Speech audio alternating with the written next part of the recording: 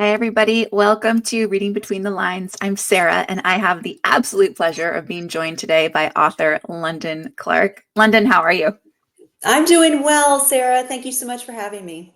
Of course. Well, let me introduce you properly to the audience here. We have, London is an award winning author of 10 novels, including the Legacy of Darkness series, the Dunmore series, Wild Fell, and The Neighbor.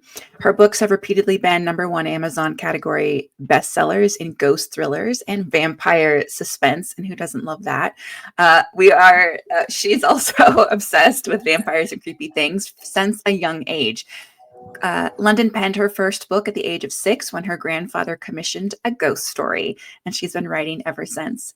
And London, you live in South Carolina with your husband and 2 Italian greyhounds. So, I do. with that, now you just had a new book that came out in February. So it's called The Wild Things. Tell me just a little Yes. bit more about the synopsis there. Okay, The Wild Things. It is kind of surrounds the main character, Kendall Casey, who's a true crime writer, and she tends to move around a lot while she's researching whatever her newest true crime situation is that she's trying to write about.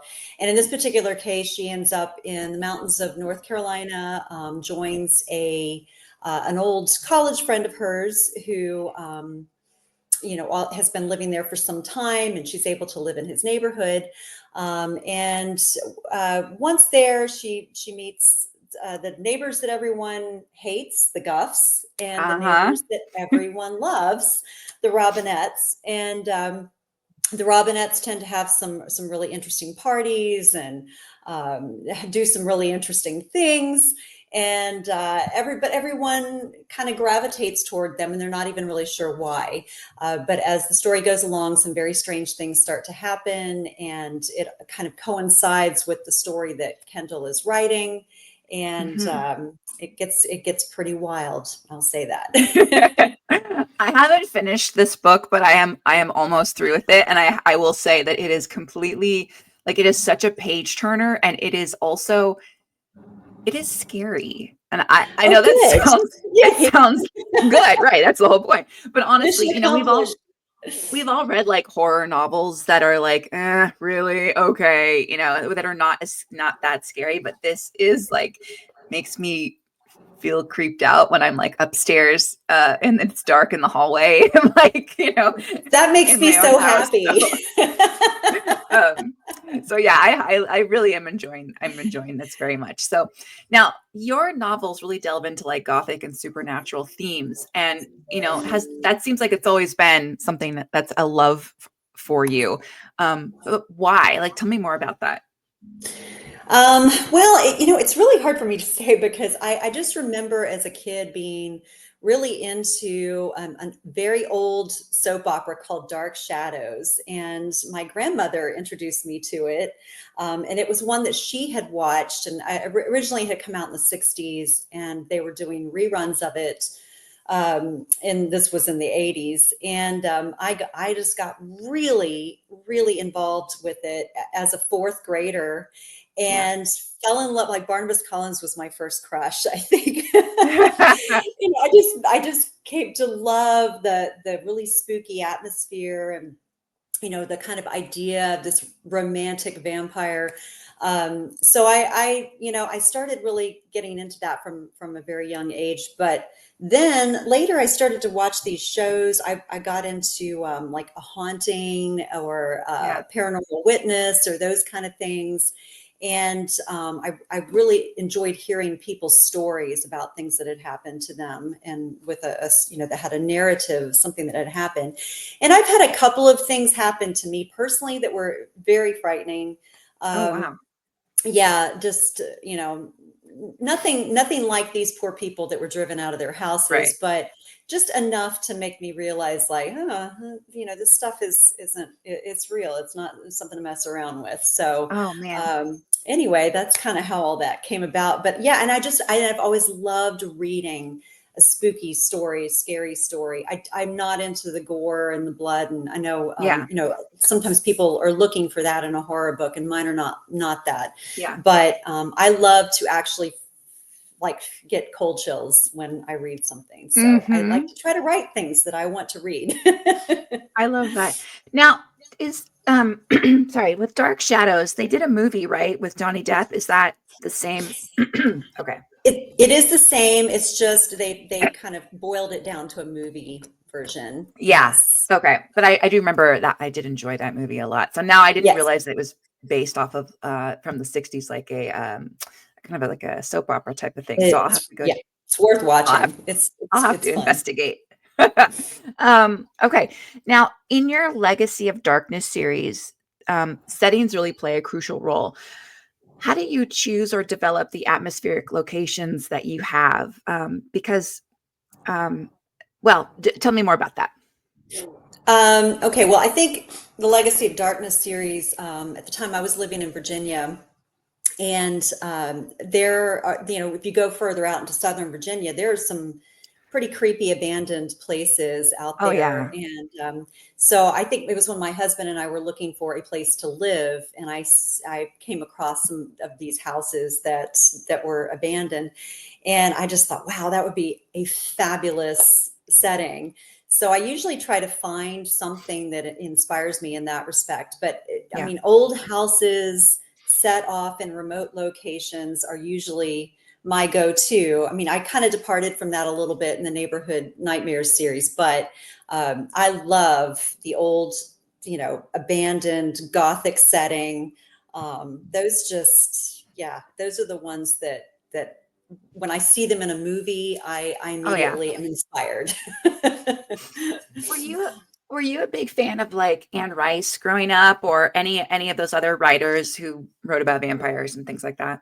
Yes, I loved Anne Rice's Interview with the Vampire. That trilogy.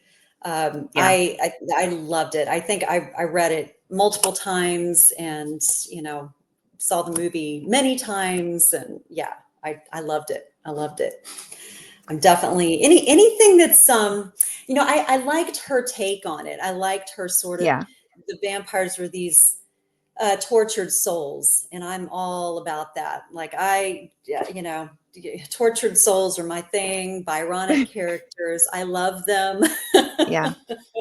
I think that really comes out as well, like with your character writing as well. I feel like these are all people that are they come off of the page, meaning like they're very human. You can Well, relate thank to you, them so, so well. So thank you. that really stands out. Plus, I'd also say like the houses that are in your novels, they're also characters of themselves, I would say. So I've really tried to make them characters. yeah, That's always been a goal of mine, is to make the house kind of living and breathing, so that people can really see it when they're reading, and it's not just this concept that's not fleshed out, so to speak. yeah. So I love to bring the houses to life as well. Now, you also moved to England at one point in your life, and did that influence your writing at all, or did you have any experiences there that influenced your style? Yes, I actually moved to England. That was back in '95, and I had just graduated from college. And I was sort of, I think I was really looking for Mr. Right over there. And so I moved, over there to try to find this kind of uh, tortured soul, unfortunately. Mr. Darcy, kind of Mr. a Darcy, yeah, I yeah, found out that Mr. Darcy isn't that great in real life when you yeah, meet him on but yes, while I was there, I got to live in an old Victorian bedsit, which is just basically like I had a room. I yeah, lived in a very small room, but everything was in there. But it had been a Victorian row house at one point. So I stayed there. I traveled as much as I could. I was working. I had a student work visa, so I was working over there as well in a theater. And so I had a wonderful opportunity to just travel around and see all the places that I wanted to see. Plus, I had a best friend from high school who was living up in Edinburgh, so I got to go up to Scotland quite a bit on the train, and Yeah. that's a whole. I mean, that place is amazing. So, and Scotland is actually where I had a paranormal encounter in the underground area. They were taking us on a tour through the underground of Edinburgh, and there was a black mass that came out and went right past the tour group. And I mean, if you've ever seen people in an underground pushing and shoving and screaming and trying to get out, I mean, we were all like, we pushed our tour guide out of the room, and And you all she, saw this too. It wasn't just like one or two of you saw it. It was like all of yeah. you. Wow. Well, I don't know that the people at the very front saw it, but all of us at the back saw it, and we all started to push and shove to get out. And she took us off the emergency exit, and she said, "Do you want to continue the tour?" And we were all like, "Nope, we're done." Nope. Got our money's worth. Thank you. Wow. It was very scary. So Wow. I, especially being underground when it happened, and it was kind of a panic, it incited a lot of panic. But anyway, yeah, that stayed with me, and has definitely influenced a lot of the writing that I've done with the ghost stories and the black masses that are involved in those novels. Yeah. So Um, and when it comes to vampires, and this is kind of like a dicey question, but I feel like in whenever this was, like the early 2000s when Stephanie Meyer came out with her Twilight series, I feel like that was kind of a reinvigoration of the vampire novels. And of course, yeah. what comes with that is like it's teen angst and YA and sparkles and things like that. So I just wanted maybe your take on um vampires for you, like how you envision them in more detail. And I guess what I'm asking is like, are you I think I know the answer to this, but are you team Sparkle or are you more like the broody Anne Rice side of vampires? Yeah, I think vampires have changed for me over the years, because Okay. I started off, I think when I was younger, I romanticized them, and they were Hmm. sort of the Gary Oldman Yeah. figure, and oh, I just thought that was so wonderful. And now I think years later, even though I still love that element, I think to me they're more figurative, Hmm. where they, are evil characters, and they are feeding off of people, and that could be emotionally, psychologically, which is why in my books, The Legacy of Darkness, I actually made them not supernatural vampires, but actual people. Yeah. It was kind of like a cult, vampire cult. So I think, yeah. So if you're asking me which one now, it would definitely be the more broody, yeah, Anne Rice type, and I still prefer that. But I think I've shifted even more, Yeah. where I'm like, yeah, these, they're dark, they're not good. They're feeding off of people, that at least Yeah. the original intent of the vampire, I think, was that. So. Tell me more about your writing process. And like, um, I guess what I'm asking is, do you sit down every day to write, or do you write when the mood strikes you? How does that typically work for you? Yeah, I write every day pretty much. I have a word count. I usually try to do somewhere between 1,600 and 2,000 words a day. Okay. And my favorite time of writing is in the early morning. So I love to Hmm. write, like, really early in the morning.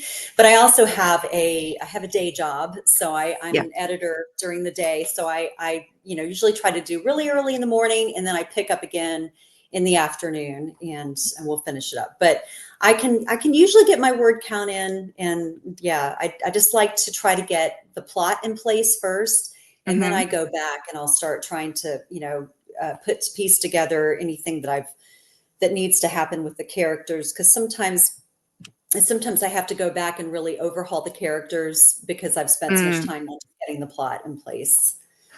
Do you So also kind of jump around, like when you have an inspiration for a scene in particular, do you go ahead and write that, or do you need to kind of go from start to finish with how you write? I do try to do it linearly, but I will jump around if I need to, and if I'm stuck in a place that Yeah. I'm just I can't I don't know what's going to happen here, and I can't figure out, and this isn't working, then I'll just move on and come back to it later, which has worked pretty well. So I guess it's kind of the snowflake method, where you just add here and there as you need Yeah. to, you know. I Um, have I recently did an interview with Bart's, who is a thriller writer, and she said the yeah, I exact same saw that. thing. Yeah, she Yes. said the exact same thing you did. She's like, I have a word count that I do every day, but I also like I will write a scene that's kind of out of order, especially if I'm stuck. So that's just interesting. I won't say who. There was another author that I interviewed, and I was just flabbergasted by this response. They said that they are also a thriller writer, and they write just start to finish, and they don't really go back too much to re-edit things. And they just they Wow. go very linear. And I was like, okay. And I said, Oh, but wow. do you outline first? No, no outline first. Oh, wow. That's So amazing. I was really impressed by that, but also a little shocked. So that's why I'm asking more authors, like, is that common?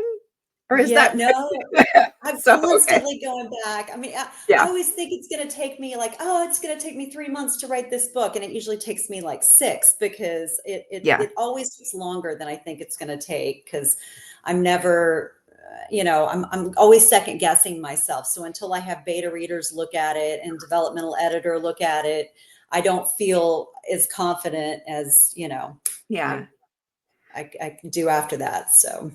That was kind of my next question is like how much do your beta readers or your editors play into any like major changes or suggestions that you take on from them? Or do Um, you just like stick to your guns for the most part? No, I'm actually really open to changes. I had really struggled through the Night Singers when I wrote Hmm. that. I think that one was just really close to me, and I had Yeah. I just had a hard time. Like I just didn't like where it was, and I think I had killed some characters off, and my developmental editor was like, does this character really need to die? I'm like, you know what? No, not really. And so I actually went back and rewrote the end of it based on her comments. And then if a beta reader comes back and says this isn't working, and especially if a couple of them say it, I'll definitely change it.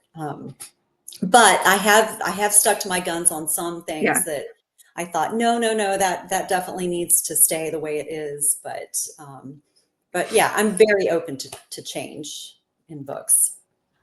When you do research for a book, like how involved is that for you? I mean, do you restart researching first or do you kind of research as you go?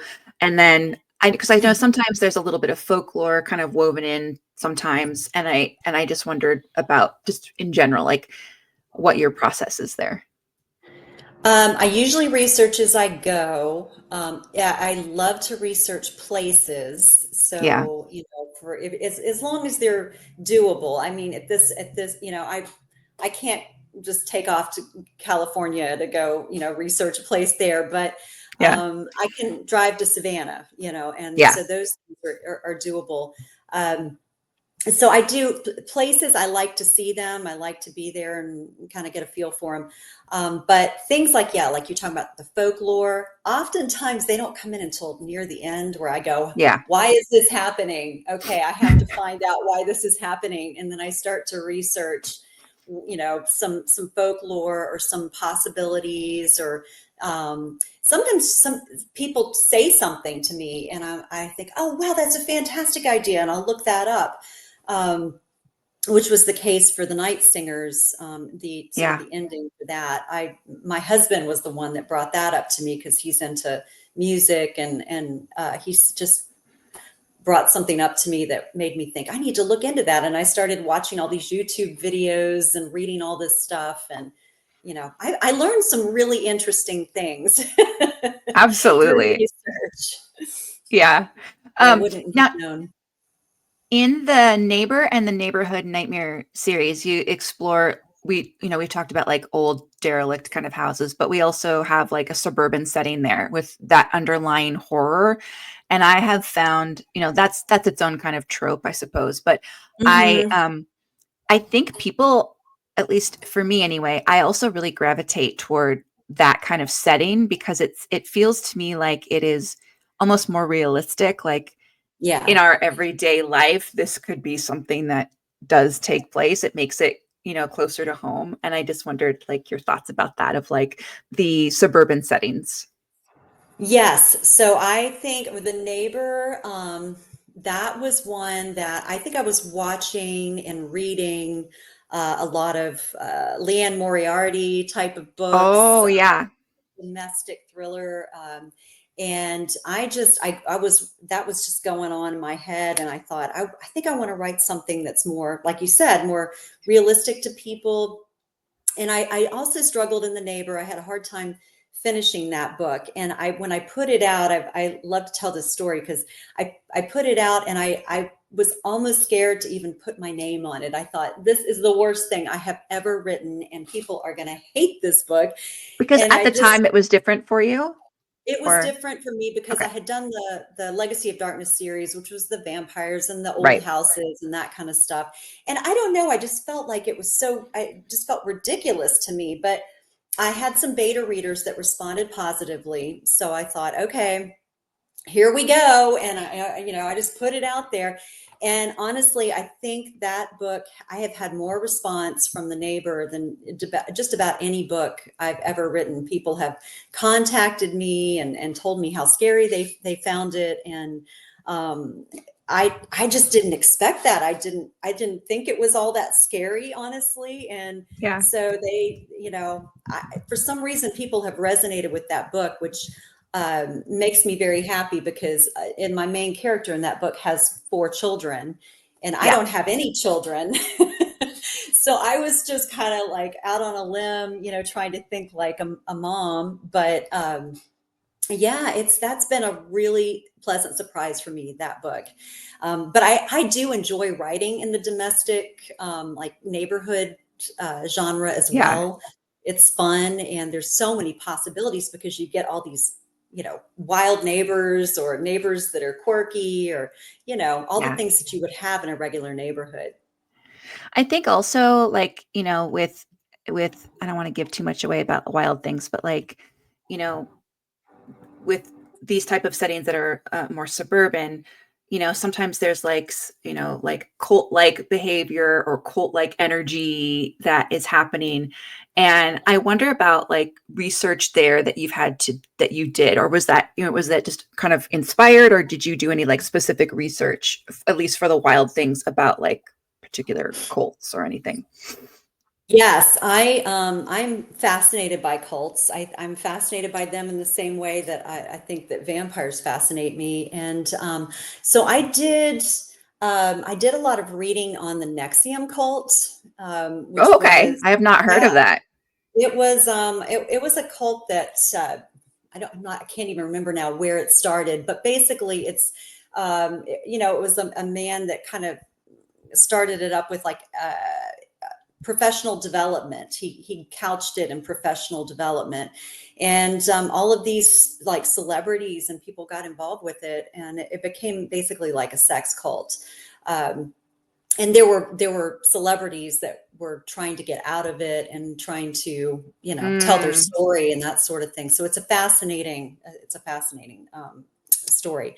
So I looked into that, and just some other like memoirs of people who've been involved in cults. Personally, I have not. My husband was briefly many years ago. He's from California. When he lived out there, he got involved with something. So he's told me a oh, little wow. bit too. Yeah. But I think it's just the whole mind control thing that really interests me as well. It That is really creepy and fascinating, like, just how it kind of goes off the deep end so quickly, Yes, right?